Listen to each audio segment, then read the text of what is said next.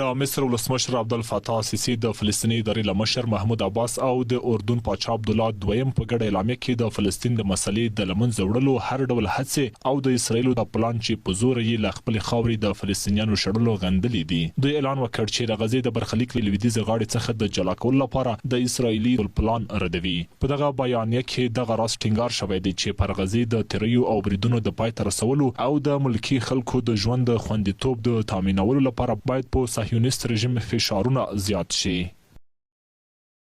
موږ په غزه کې د خوندي سیمو د جوړولو په اړه خبرداري ورکوو او خپل کورونو ته د فلسطینیانو د بیرته ستنېدو پر اړتیا ټینګار کوو. موږ د فلسطین د مسلې له منځه وړلو او د غزې د لویدیځ غاړې څخه د جلا کولو ټولې هڅې ردوو. موږ په لویدیځ غاړه او په غزه کې د فلسطینیانو د ځای پر ځای کولو لپاره د اسرایل د هر ډول پلان پر وړاندې په خپل مخالفت او مقابله ټینګار کوو او د دې کړنو د نړیوالې غندنې پر اړتیا ټینګار کوو.